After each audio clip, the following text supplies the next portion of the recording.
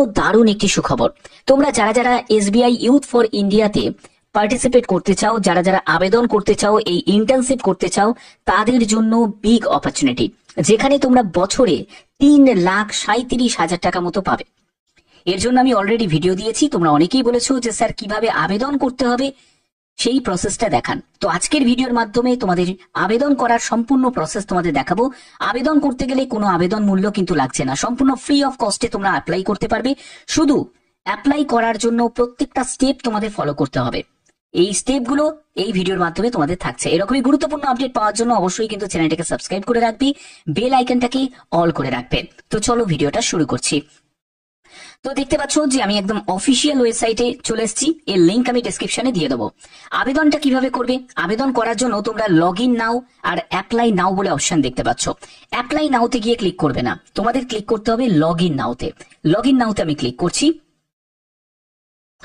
Log in নাওতে click করার পরে তোমাদের এখানে ইমেল অ্যাড্রেস তোমাদের এন্টার করতে হবে, অর্থাৎ এটাকে প্রথমে ভেরিফাই করতে হবে। তুমি চাইলে ফোন নাম্বার দিয়েও করতে পারো, তুমি চাইলে মেল আইডি দিয়েও করতে পারো। তো আমি এখানে ইমেল অ্যাড্রেসটা আমি এন্টার করে নিচ্ছি। তো আমি ওটিপিটাকে এন্টার করে নিয়েছি, এরপরে ভেরিফাই করাবো। তো দেখতে পাচ্ছ যে আমি ওটিপি এন্টার করে নিয়েছি, তারপরে ভেরিফাই করলাম। তো ভেরিফাই করানোর পরে এখানে ফার্স্ট নেম এবং তোমাকে লাস্ট নেম এন্টার করতে হবে। এই যে জায়গায় দেখতে পাচ্ছ first name last name enter করতে হবে, তারপরে তোমার মেল আইডি নিয়ে নিয়েছে। এবার তোমাকে ফোন নাম্বার দিতে হবে, পাসওয়ার্ড ক্রিয়েট করতে হবে, কনফার্ম পাসওয়ার্ড করতে হবে এবং স্টার্ট ইওর জার্নি, অর্থাৎ আবেদন তোমার এবার শুরু হলো। এই আবেদন শুরু করার আগে যে প্রসেসটা, এটা কিন্তু খুব ইম্পর্টেন্ট। সবাই আগেই অ্যাপ্লাই নাওতে গিয়ে ক্লিক করে দেয়, সেখানেই হয়ে যায় গন্ডগোল। তার জন্য এই স্টেপটা তোমাদের ফলো করতে হবে। তো চলো এগুলো আমি ফিল আপ করে নিচ্ছি। পরে স্টার্ট ইওর জার্নি এই অপশনে তোমাকে ক্লিক করতে হবে। তো আমি এবার স্টার্ট ইওর জার্নি অপশনে ক্লিক করছি। তো দেখতে পাচ্ছ যে স্টার্ট ইওর জার্নি অপশনে ক্লিক করার পরে তোমার এখানে কিন্তু প্রোফাইল ক্রিয়েট হয়ে গেছে। ঠিক আছে, যে ব্যক্তির নামে তুমি করছো সেই ব্যক্তির নামে কিন্তু প্রোফাইল তোমার ক্রিয়েট হয়ে গেছে। এখানে দেখো তোমাদের এই যে স্যাটারডে মে 31 পর্যন্ত কিন্তু এখানে এন্ড ডেট দেয়া আছে এবং এখানে তোমাদের আবেদন করতে গেলে এই অপশনে তোমাকে ক্লিক করতে হবে। এই অপশনে ক্লিক করার পরে তোমরা এখানে অ্যাপ্লাই নাও বলে একটা অপশন তোমরা দেখতে পাবে। অ্যাপ্লাই নাও অপশনে তোমাকে ক্লিক করতে হবে। দেখতে পাচ্ছ অ্যাপ্লাই নাও অপশনে ক্লিক করবে। ক্লিক করার পরে তোমরা দেখতে পাবে যে তোমার মেল আইডিটা, তুমি যে মেল আইডিটা দিয়ে তুমি অ্যাকাউন্টটা ক্রিয়েট করেছো সেই মেল আইডিটা চলে এসেছে এবং তোমার পার্সোনাল ইনফরমেশনে তোমার নাম দেখতে পাবে, ফোন নাম্বার দেখতে পাবে এবং মেল আইডি দেখতে পাবে। ওকে, এর পরবর্তী স্টেপটা কি? এর পরবর্তী স্টেপ হচ্ছে তোমার এখানে অল্টারনেট ইনফরমেশন, অর্থাৎ তুমি চাইলে আরেকটি মেল আইডি বা আরেকটা মোবাইল নাম্বার তুমি দিতে পারো বা নাও দিতে পারো, সেটা কোনো ম্যান্ডেটারি নয়।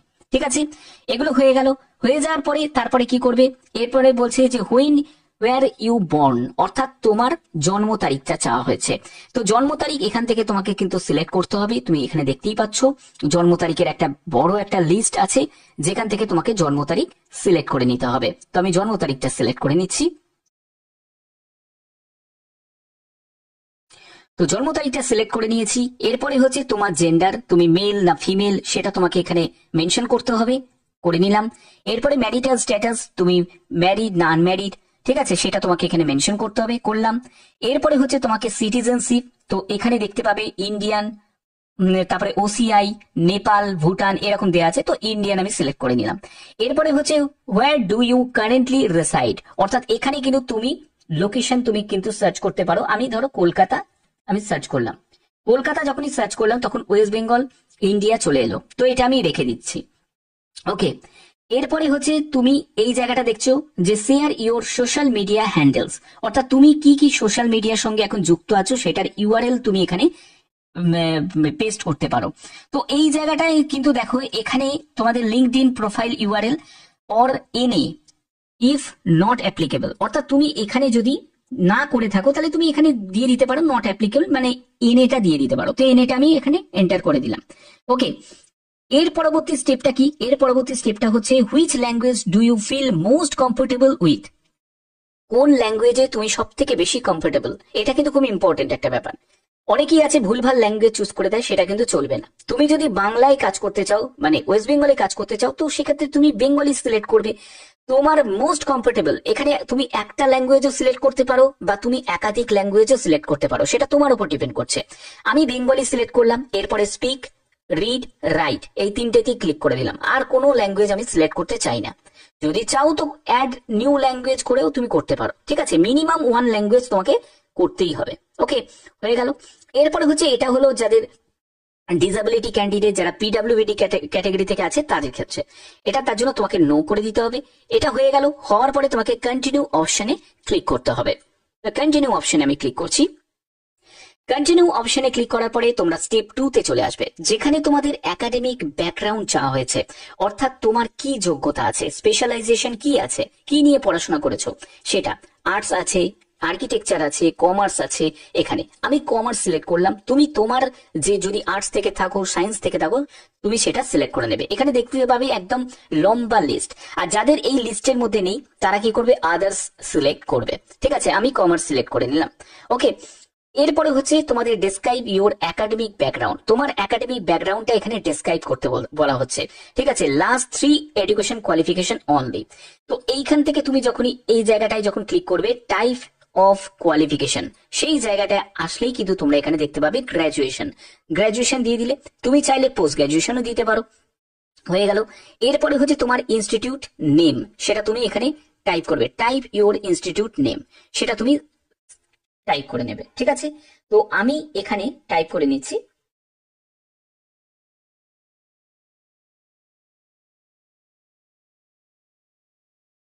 দেখতে পাচ্ছ আমি চন্দননগর বলে সার্চ করেছি, সঙ্গে সঙ্গে চন্দননগর ডুপ্লেক্স গভর্নমেন্ট কলেজ চলে এলো। সেরকম তুমি কিন্তু যখনই কলেজের নামটা সার্চ করবে এখানে লিস্টে পেয়ে যাবে। ওকে, অসুবিধা নেই। এরপরে হচ্ছে ডিগ্রি। দেখো ডিগ্রি, স্পেশালাইজেশন, অর্থাৎ তুমি যে ডিগ্রি করেছো সেটা কিন্তু তোমাকে এখানে দিতে হবে। যে ধরো যে ব্যক্তি করেছে সে হচ্ছে বিকম অনার্স আছে, তো আমি এখানে অনার্স দিয়ে দিলাম। ওকে, এরপরে হচ্ছে স্পেশালাইজেশন। তো তার অ্যাকাউন্টেন্সিতে অনার্স ছিল, তো অ্যাকাউন্টেন্সি দিয়ে দিলাম। এরপরে হচ্ছে যে month of year of joining, কোন ডেটে সে জয়েন করেছে সেই এটাকে একটা তোমাকে দিতে হবে। ঠিক আছে, জয়নিং ডেট এবং গ্রাজুয়েশন কমপ্লিট হওয়ার ডেটও কিন্তু দিয়ে দিয়েছি। ঠিক আছে, এগুলো কমপ্লিট হয়ে গেল। এরপরে তোমাদের কি করতে হবে, এরপরে শেয়ার ইওর অ্যাচিভমেন্ট বা এক্সট্রা যদি কারিকুলার অ্যাক্টিভিটিস থাকে সেটা তুমি দিতে পারো বা তুমি নাও দিতে পারো, সেটা তোমার উপর ডিপেন্ড করছে। এরপরে তোমাকে কি করতে হবে, যে এখানে দেখতে পাচ্ছ সেভ করতে হবে। ঠিক আছে, তুমি এখানে সেভ করে দিলে। সেভ করে দিলে দেখো তোমার এখানে তুমি কোন কলেজ, তোমার গ্রাজুয়েশন কি নিয়ে তুমি গ্রাজুয়েশন করেছো সেটা তোমার চলে এলো। এরপরে কি করতে হবে, তোমাকে কন্টিনিউ অপশনে ক্লিক করতে হবে। দেখো কন্টিনিউ অপশনে আমি ক্লিক করছি। কন্টিনিউ অপশনে ক্লিক করার পরে তোমার প্রফেশনাল ব্যাকগ্রাউন্ড চাওয়া হয়েছে, যেখানে তোমার টোটাল ওয়ার্ক এক্সপিরিয়েন্স। এই জায়গাটা তোমাদের বলে রাখি, যদি তোমার এক্সপিরিয়েন্স না থাকে তাহলে অবশ্যই কিন্তু কি করবে, নো ওয়ার্ক এক্সপিরিয়েন্স, অর্থাৎ তোমার কোনো এক্সপিরিয়েন্স নেই। ক্লিয়ার? ওকে, আচ্ছা।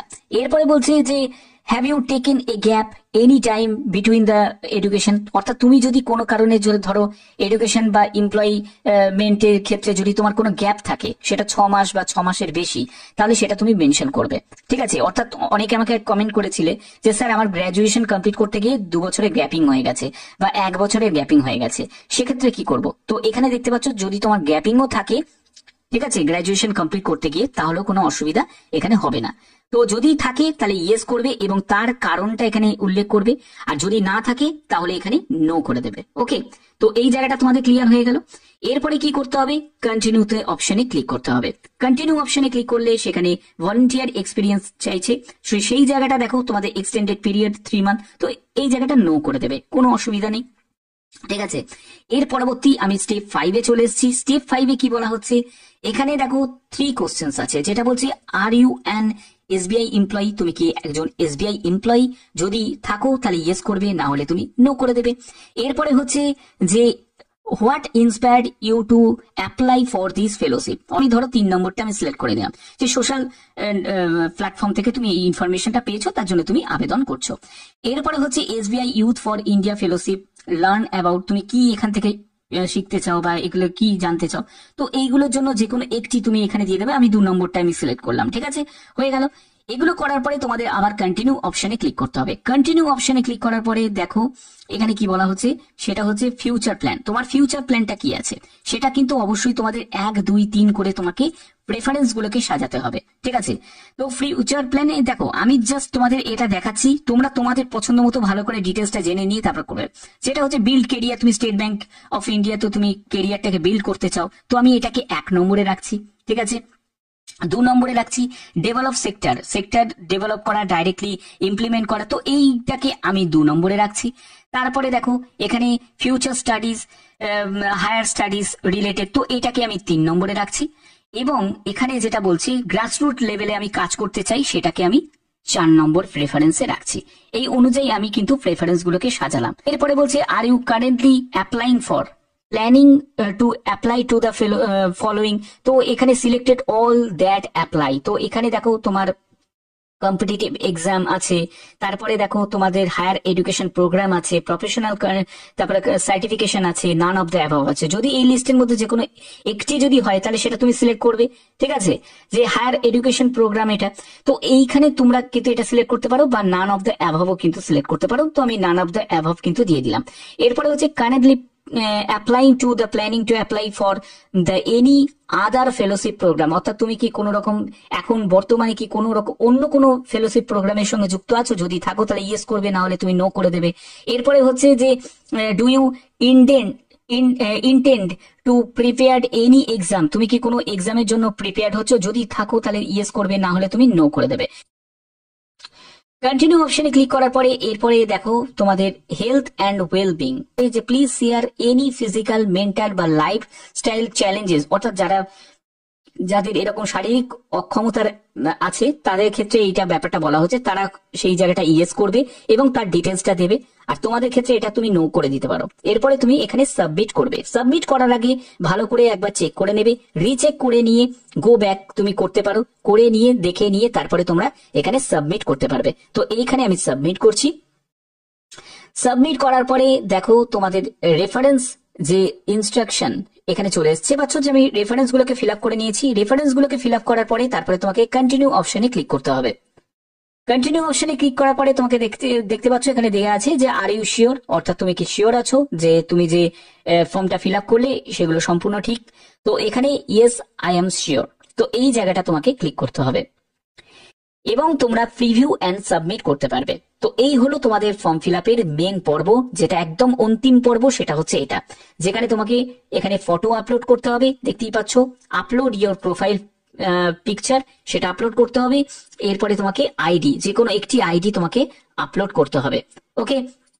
সেটা তুমি যখনই তুমি সিলেক্ট করে, যেমন ধরো আমি যদি ভোটার আইডি সিলেক্ট করি, তো এখানে ভোটার আইডি আমাকে আপলোড করতে হবে। এটা করার পরে আর কিছু করতে হবে না, প্রিভিউ এন্ড সাবমিট করলেই কিন্তু তোমাদের এই ফর্ম ফিল আপ তোমাদের সাবমিট হয়ে যাবে। তো এই হলো তোমাদের মেন প্রসেস, ওকে। তো আশা করি এই ভিডিওর মাধ্যমে প্রত্যেকটা স্টেপ বাই স্টেপ তোমাদের প্রত্যেকটা তথ্য তোমাদের কাছে তুলে ধরলাম। তো এরকমই গুরুত্বপূর্ণ আপডেট আমি প্রতিনিয়ত আমার চ্যানেলের মাধ্যমে প্রোভাইড করে থাকি। আর একটা কথা বলে রাখি, ফেলোশিপ যে ব্যাচ, এটা কিন্তু তোমাদের শুরু হচ্ছে আগস্ট থেকে।